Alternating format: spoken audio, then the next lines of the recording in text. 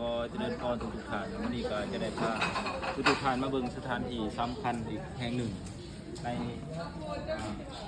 ในเมืองราชคฤห์ระหว่างเมืองราชคฤห์ในเมืองนารันทา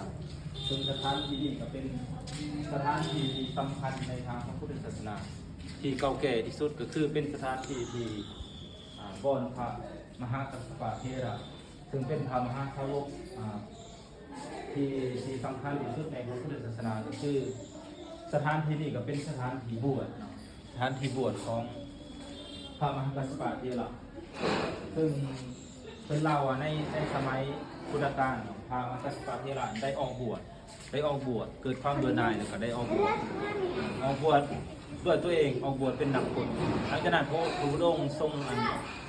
งเห็นพระมหากัสสปะออกบวชแล้วพระองค์ทรงมาประทับอยู่ที่ต้นไทรภาษาบาลีเพิ่นต้นไทรเนาะต้นไทรใหญ่นั่งอยู่ต้นโพภาษาบ้านเฮาต้นโพนั่งอยู่พระมหากัสสปะเทระอยู่บนนี้หลังจากนั้นพระมหากัสสปะเทระก็มาเห็นแล้วก็เกิดความเลื่อมใสแล้วก็มาขอแล้วก็มั่นใจว่าเป็นพระสัมมาสัมพุทธเจ้าก็เลยมากราบพระพุทธเจ้าแล้วก็พระพุทธเจ้าทรงให้บวชด้วยโอวาทธรรม3ประการบวช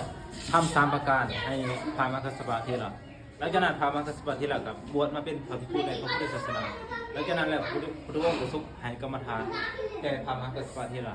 เมื่อให้กรรมฐานแล้วพระมหากัสสปะเทระก็ได้บรรลุเป็นพระอรหันต์เมื่อบรรลุเป็นพระอรหันต์แล้วพร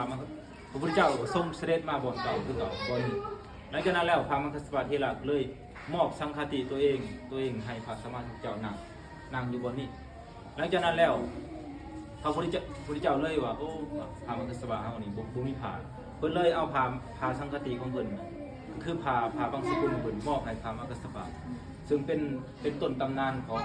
เพิ่นว่าเป็นบุรพาจารย์ของนิกายเซนหรือว่านิกายซาน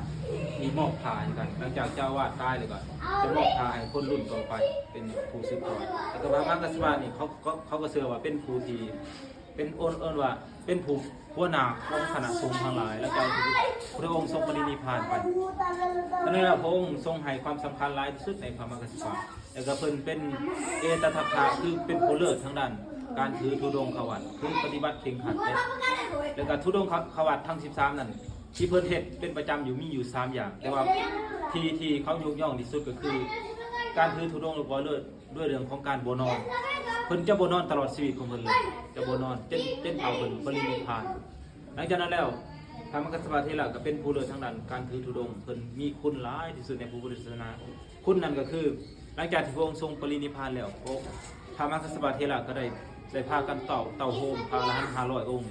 มาประชุมสังฆนาอยู่ที่ธรรมสัตตบานาคูหาแล้วก็ที่พระไตรปิฎกเอิ้นว่าสังฆนาสู่ของกันรวบรวมมาทั้งวินัยคำสอนขององค์สมเด็จพระสัมมาสัมพุทธเจ้าเป็นหมวดหมู่มีฉะนั้นเพิ่นศาสนาเฮาจึงอยู่ถึง 5,000 ปีถึงมาปัจจุบันก็เพราะว่ามีพระมหากัสสปะเทระเพิ่นรวบรวมธรรมวินัยขององค์สมเด็จพระสัมมาสัมพุทธเจ้าวันนี้เฮาก็ได้มาสถานที่ที่บ่อนเพิ่นบวชแล้วก็บ่อนที่เพิ่นรับสังฆติและบ่มีพระภิกขุองค์ใดที่รับสังฆติได้รับจีวรจากองค์สมเด็จพระสัมมาสัมพุทธเจ้าเพิ่นเป็นคนทำอิฐที่ได้รับเพราะว่าพระองค์ทรงเห็นความสำคัญของพระมหากัสสปะเทระพระมหากัสสปะเทระนี่มีจริยางดงามที่สุดและก็น่าเลื่อมใสที่สุดบ่ว่าจะเป็นมนุษย์หรือว่าเทวดาทุกเหล่าสรรพสัตว์ทั้งหลายนี่เคารพและฮักในพระมหากัสสปะเทระเพราะเพิ่นเป็นเหมือนพระมหาสาวกที่มีพระมหากรุณาหลายต่อเหล่าสัตว์เพิ่นนี่ถ้าว่าบ่ได้พบพระพุทธเจ้านี่ถ้าบ่มีพระพุทธเจ้าอุบัติมาเพิ่นบวชมาเพิ่นก็จะได้บรรลุเป็นพระอรหันต์เป็นว่าพระปัจเจกพุทธเจ้าก็คือได้บรรลุธรรมเลยเพราะว่าเพิ่นบำเพ็ญบารมีมาหลายเพิ่นมีมหากรุณาเวลาเพิ่นจะออกโทษมนุษย์นี่เพิ่นจะพิจารณาเหมือนพระพุทธเจ้าเลยพิจารณาว่าจะไปโปรดผู้ใดเพิ่นพิจารณาก่อนแล้วไปโปรดแล้วก็เพิ่นจะโปรดคนจนเพิ่นจะไปโปรดไปบิณฑบาตขอเพิ่นเมื่อบุคคลเหล่านั้นให้ทานไปเพิ่นบุคคลเหล่านั้นก็จะได้บุญมหาศาลมื้อนี้ก็ได้มาบ่อนสถานที่เพิ่นบวชหรือว่าบ่อนเพิ่นเกิดอันนี้ก็พุทธรูปเก่าเนาะรูปเก่าสมัยปาละสมัยราชวงศ์ปาละซึ่งบ่อนนี้ก็บ่ใกล้จากเมืองราชคฤห์เลยก็บ่ใกล้จากนารันทาอยู่ระหว่างเมืองนารันทาและเมืองราชคฤห์ซึ่งเป็นบ่อนที่พระมหากัสสปะเทระซึ่งเพิ่นค้นพบในปี2010แล้วก็ หลังจากนั้นเขาก็มอบให้สถานนี้เป็นบอนสถานที่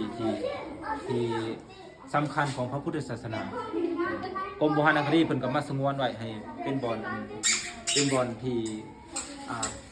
นักแสวงบุญมาเพราะว่าผู้ใดมาเมืองราชคือมาเมืองนารันทาก็ต้องเวทมาบ่เพราะว่าเป็นสถานที่ที่ทำให้สวัสดิ์อันนี้ก็คือสิสิ้นสุดตัวนี้ก่อน